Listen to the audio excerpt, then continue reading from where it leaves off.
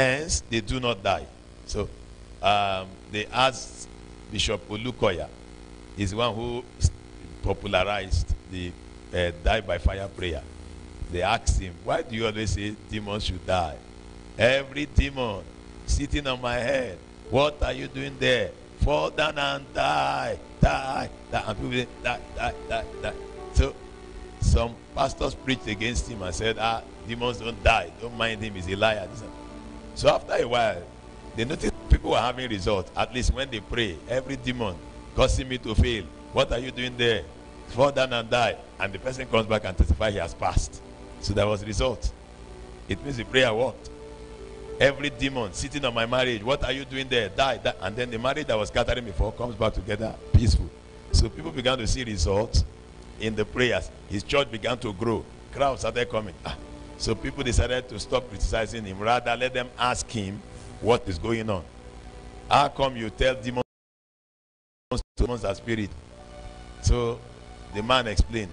He said the word die, is a disconnect between your life and that spirit.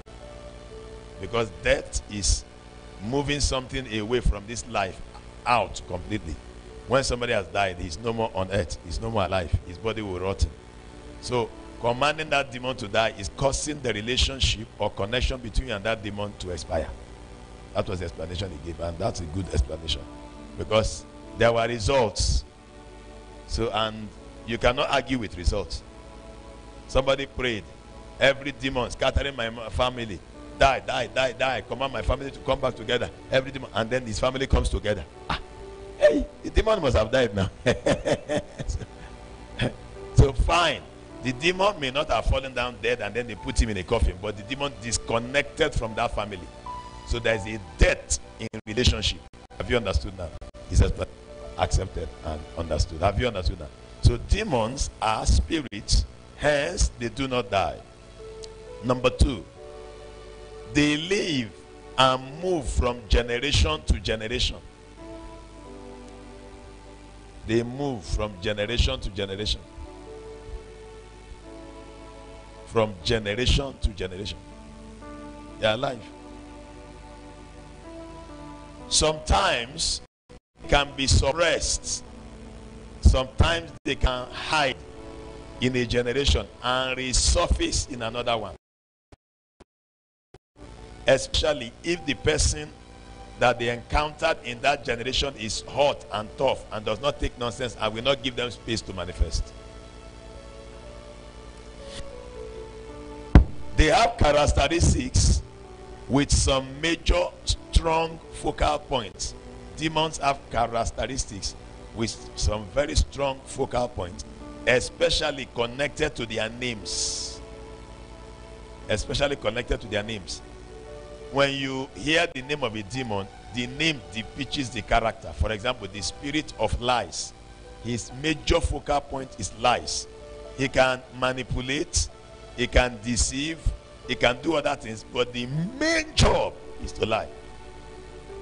Have you understood?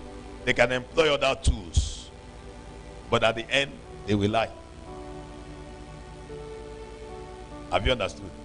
In our contemporary times in Nigeria, they have a saying that whoever is a child will surely be a womanizer. In Nigeria, they believe it. If your husband starts drinking, they will conclude he will soon begin to sleep. And truly, it's all because that other demon is a junior brother to this one. They go hand in hand. Have you understood? In Nigeria also, they have a saying that whoever can tell lies will steal, will end up a thief. They said there's no difference between a liar and a thief. Lie is just always. So now, when demons want to manifest, they can distract you by things until they reach their focal point, their major point. Bam, it will be done. Because demons are called by the names of their character: lies, cheating, stealing, adultery. They may not have a family name like Ash, Jezebel, this and that one. Those ones are like family name. but their first name is exactly what adultery is. A demon. It's a spirit. All right, let's go. They always leave a footprints whenever they enter a family. Any family they enter, they leave their footprint. Even after you have cast them out, they always trace back their footprint. After many generations, they trace it again. Remember, it is human beings that demons don't die. Again, the next point is they do not like living anywhere they have entered. They prefer forming strongholds there. They prefer sticking with that place forever. Because whenever a demon comes into a certain family or into a person, what they execute and achieve his plan, use you. Now demons use people. So they will discover all the areas they can, and they don't want to leave. They don't like getting out. That is why many times you see someone you cast out devils from, after a while it goes back to the same thing he used to do before. After some years, the demon have formed a stronghold, so the demon came back to retrace his footprint. No wonder Jesus also said that when a demon is cast out, they go to dry places and then they return back to check whether the person that they were cast out from is vacant. Matthew chapter 12.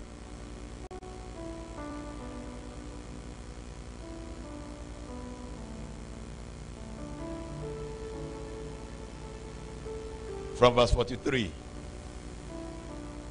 Because they have left a footprint, they will not want to go.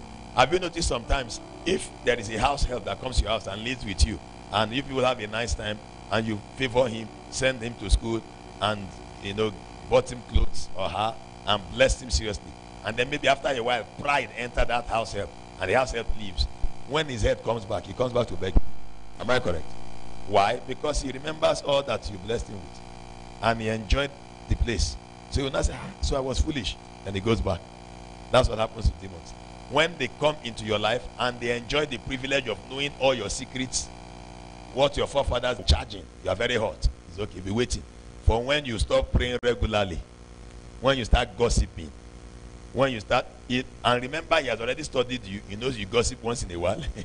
When your spirit is low and you watch a lot of Afro cinema and you watch it and you refuse to he knows, he has studied you. When he studies that the temperature is low, he will come back and use one of simple doors he has discovered. And by the time he enters, he makes that door very big. So if you used to watch Afro cinema once a week, he will now make you watch it like 5 times in a week, and you will not be able to sleep. And you watch it, and then they will program, he will connect with the other demons to program the one that will seduce you, the one that will bring your spirit down, and you will not be able to pray. So that the door can be very open. Then you invite other demons to come in, so their house in you, their stay in you can be longer and stronger. Are you understanding? Now the Bible says in Matthew chapter 12 verse 43, and when the unclean spirit is gone out of a man, he walketh through dry places, seeking rest and finding none. Verse 44, then he said, I will return to my house. Have you seen what they call the house? My house. Why? Because when it came in, it unraveled you, discovered you. I go to my house from whence I came out, and when he is come, he findeth it swept, empty, swept, and garnished. Because when the demons are cast out, the Holy Ghost cleans you up and decorates you. He said, then he goeth and taketh with him 7 other spirits more wicked than to this wicked generation. Now, this is already what is happening in our time. Some time ago, a certain man was picked and brought to this church by word of knowledge that he was drunk. I saw him drunk by the anointing of the Holy Ghost, and he was under the influence of drug, and he was doing like that. So I described what I saw, and I also discovered that he was using drugs. So I described what I saw, and one member of this church said it was his brother and a lady, and brought him to church. In fact, that day they traced him and brought him exactly like that as described. So, and I ordered the devils to go. The devils left. The guy became free.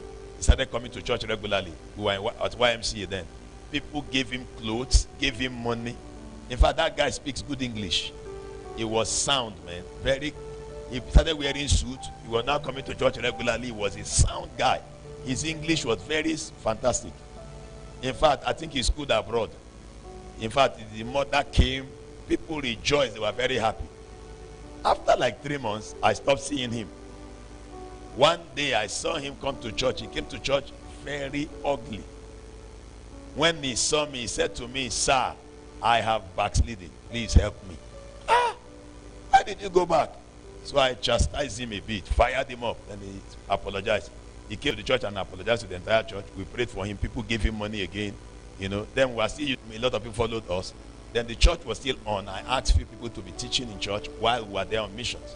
And suddenly, we were praying, trying to break our fast in Mombasa, when a call came in that the sister calls and said he had an accident. I remember I called you, sir, and called somebody to run after him to check what was wrong. By the time they got there, the guy had died. What happened was he was drunk and he just entered Mombasa, the super highway, the highway, and the vehicle cleared him and he expired. Now, what happened was that when the demons were cast out, he was clean because he started dressing very well, started speaking well, started coming to church regularly. But he refused to settle down and grow. The demons came back and checked on him and saw that he was clean but empty. He was not growing. So the temptations returned and he went. Later he realized himself and came back for another cleansing. We chased out the devils again. After a while he started going back again. Now this time when the devils entered him, they entered in a rush. Plenty of them at once. So they moved him until he killed himself. Many times when people pass through deliverance and they will not stay in God's presence, the time you hear about them, they will die suddenly. Why? Because 8 times the demons that were attacking them before came to attack them this time, so they couldn't survive. Have you understood now? That's what happens. There was a lady also that came to YMCA in those days, and Word of Knowledge picked her case and all that, described her case. We prayed for her. God had mercy on her. She was even sick. She started recovering. After a while, we didn't see her again. In those days, I didn't have a car. So I sent people to go and look for her. They got her back. She said she backslided. But you are sick. What are you backsliding for? She said she has some men she used to call to come and sleep with her. Why are you doing that to yourself, madam? She said she feels she needs a boy, somebody to touch her to. Madam, she was sick and recovering from the sickness physically. One day, I remember I was walking into YMCA and I saw her by the reception.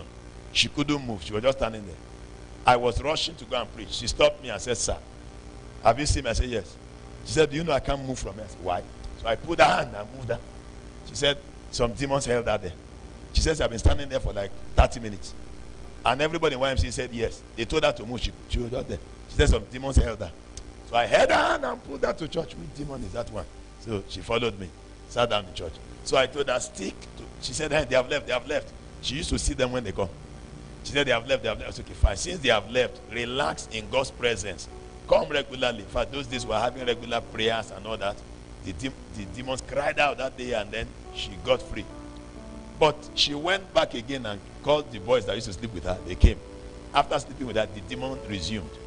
I remember, I don't know, I was going to, whether it's Kisumu or something that period, to go and preach, when they called me and said to me that she just died. Died what? They said she finished sleeping one person, went to another person. So the demons came back in large quantity. She couldn't handle them and they took her life. Whenever you are delivered and you do not sit in God's presence, the spirits will come back times 8. That is why you see people who pass through deliverance and would not settle down to serve God. The demons rush into them and their last end becomes worse than their beginning. Another one says, "They shall be suddenly destroyed, and that without remedy." Let me show you. And that without remedy.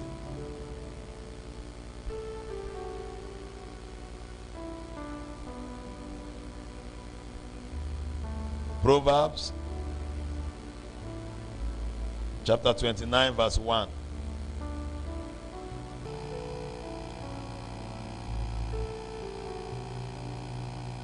The Bible says, he that being often reproved hardeneth his neck shall suddenly be destroyed, and that without remedy.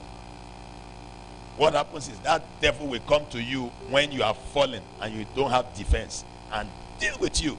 And remember, they are like 8. And by that time, before you shout Jesus, before you call somebody to pray for you, they destroy you. But what they do is they target when all chips are down. Now listen, how do they operate? One will come back, the original one will come and lure you. So you fall into sin. And many times when people fall into such sins, they will not rise immediately. They say, I've fallen. Since let me kukuma drink very well. I've been noticing when people backslide, they relax. They say, let me kukuma drink the drink well. I'm already in the pub. Let me take more. So that I know I kukuma drank it. What happens is the devil deceives the person to make sure that all standards and guards are down. All chips are low. No protection at all. Then they rush in. They rush in and hit you. Bam, bam. Next thing is the person is sick. Complications develop before you do that. Because there are 8 demons attacking you that time. And they are not the demons you know. One could be demon of insanity. Another one, demon of high blood pressure. Another one, demon of hepatitis. Another one, demon of HIV. All demons will resume duty. 8 of them. And by the time they pull you here and there, that is why it is sudden. Are you understanding? That's why it's very sudden. All right, now let's get back. When such demons are forced out, they always return to seek opportunity to still manifest until it becomes a pattern in that family. When such demons are forced out, they try to return back to seek opportunity to manifest so that it can become a pattern. Remember, they want to leave their footprint in that family. They always want to leave their footprint in the family. All right, the next point is they sometimes wait for a long time, then strike with force and anger. Any family that they used to dominate before, especially if they have been chased out before for a long time, they re-enter by force. And I will show you the reasons why and how they re-enter by force. Any family they used to be in before, and you went for one serious deliverance and chased them out, fine, they will relax. They will now look for new strategies of how to enter. And when they want to enter this time, they enter with force.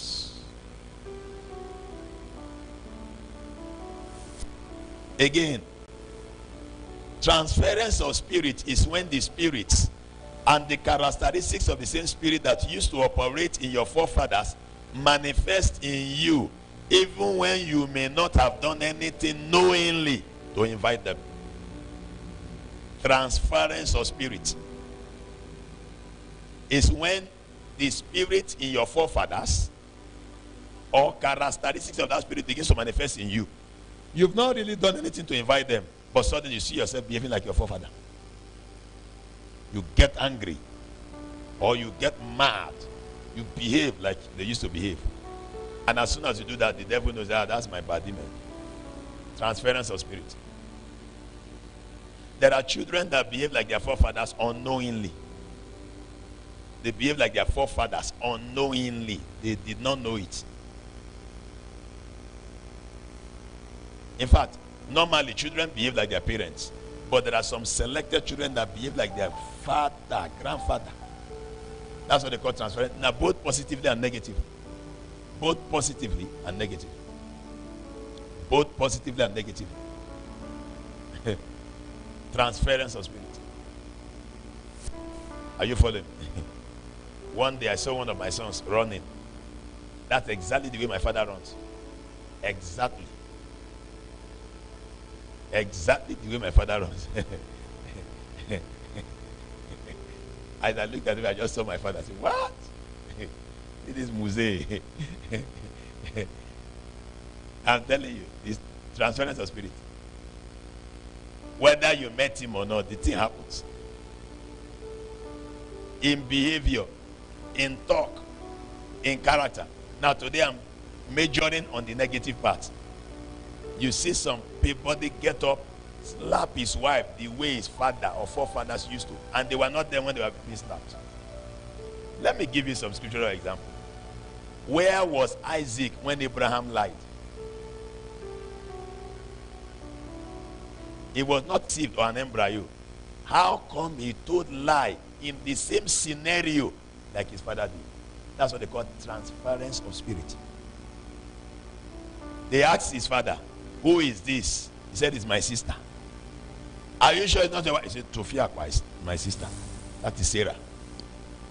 It happened before they conceived Isaac. When they went down to Egypt, Abimelech asked them. Do you know, many years later, the same king asked Isaac, who is my sister? Exactly. He was not there when Abraham told that lie, but he told the exact lie, the same way Abraham told it, in the same region. That's what they call transference of spirit. The same thing. Have you understood it now? Exactly. He was not there, he was not yet born, he was not even in the stomach. He was not conceived. Or he did exactly what his father did. Who is he? Say it's my sister. Why did he say it's my auntie? He didn't change it. That means it was the same spirit that entered Abraham to lie that showed up for that duty that day. That's what they call transference of spirit. Are you understanding me now? We'll deal with it, don't worry. Sometimes it can also be affecting you and you don't know. If not that we read it, Isaac does not know his father lied. He was not around. The Bible was not written then, so he did not know. He knew he lied. Probably in heaven now, he will now discover that he did exactly what his father did. Or if somebody older than him could tell him that your father did the same before he died. But I don't think Isaac ever knew that what he did was exactly what his father did. Many times, spirits are transferred into you unknowingly, and you are behaving like your forefather unknowingly. Unknowingly. That is why these kind of prayers are very necessary and dangerous. Wow, and today is Wednesday. Many people have vanished. They will resume again tomorrow. I'm facing this matter squarely today. Tomorrow I have another thing to deal with. Each day, and one of their strongest door is called ignorance. One of their strongest doors is ignorance. You do not know, so they enter. You find yourself behaving somehow. You don't know who behaved that way, and they are fine. That is why sometimes you need to find out in history who is who. Why did they name you after this person? How was that person's life? How come you are characterized like this and like that? You need to know all those things. Because he lives, I can face tomorrow. Because he lives, all my fear is gone. Because I know, yes I know, he holds my future. And my life is worth a living just because he lives. Are you still here? Ignorance is a major door. As soon as you don't know, some years, you will now conclude and say, that is how we behave in our family. That's what they call transference of spirits. Let's go. Traditional belief is another door. In your village, they tell you that they must kill some goat, and your father must bath with the goat, or your mother must sit on top of the goat. And he said it's a tradition. That's how spirits are transferred. Because they are going and their leg hit Pastor Duncan and a Bible opens. God spoke to me. God, it was a mistake. Sir? And you came back with pimples. Wonderful. Have you seen superstitious beliefs? Superstitious beliefs opens the door for spirits to enter you. Traditional beliefs opens the door for spirits to enter you. Ignorance is number 3. 3 of them, they operate together. Stop putting your mind in. Hear from God clearly. Read your scriptures. Clear your mind from those nonsense. Stop interpreting the Bible or happenings around you superstitiously. You open the door for demons to enter. Demons are waiting.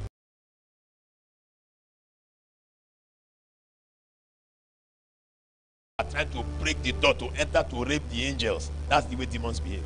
It is only the Lord that is at the door knocking. Whoever opens, he enters. The demons don't knock, they push, they force, they break the door and enter. And the fastest route they use is superstitious belief, traditional belief, cultural practices. Cultural practices. That's the fastest way to transfer spirits. That was why I resisted during my father's burial. No, you're not. I told them, you can't move me. I want them. You know, I don't live among you. I live among Kenyans. And in Kenya, with all this tradition you're talking to me about. Sorry, I've not lived with you. I don't know what you're talking about. They said they're going to uproot one grandfather. Excuse me, I have not met the guy before, the grandfather. They said he had been killing me. I said they heard the way I was talking. They advised the demon. Don't open up your heart to superstitious belief. My uncle was telling me, I better, oh God, stop harassing me, man. Stop. See, the more you talk, the more I charge at the man. Oh. Well, so if you want me to respect the man, gather him and warn him. I'm telling you the truth. So they let me do. Yeah. Because I know Reverend Joe already warned me. If you step down quicker, you will carry enough demons back to Kenya.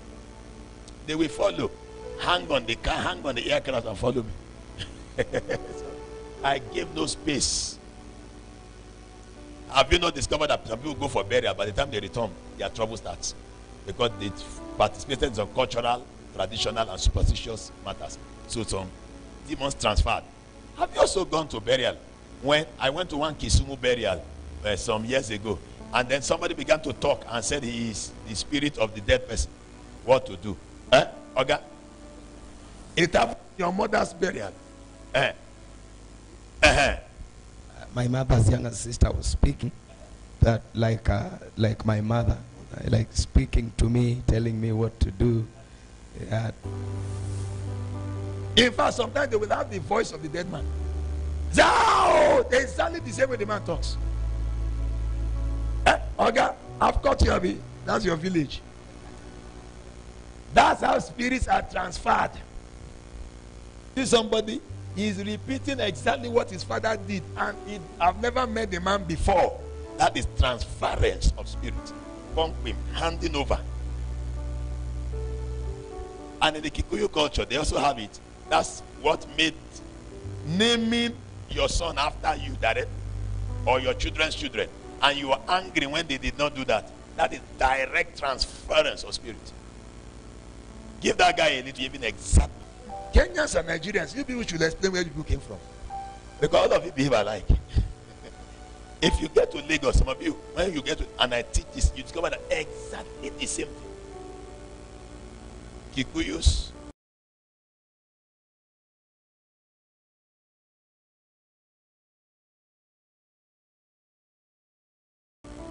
Luos, and these guys that carry animal up and down. Who are these ones? Maasais. Those three tribes have replica in Nigeria, exactly the same character, the same attitude, the same culture.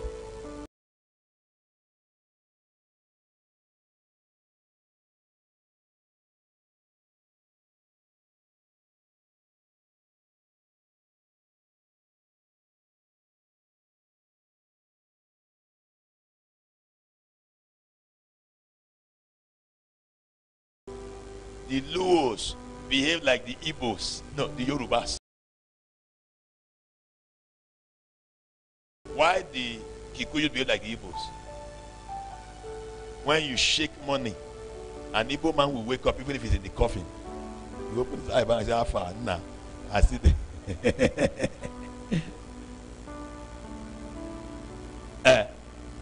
Okay, if you want to know Kikuyu is dead, drop a coin. In Nigeria, they say if you want to know whether an Igbo man really died, shake coin. He will open eyes and say, "I never die. I was only pretending." They don't joke with their business. If you mess with their business, they can kill you. They don't joke with anything that has to do with money. The Luos are the Yorubas, the dress, you know. The guy have not finished PhD because himself.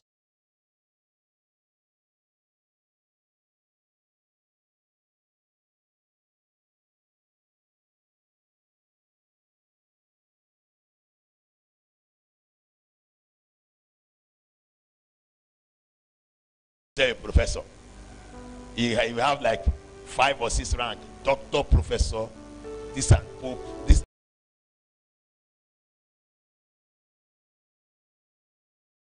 This is where coming from.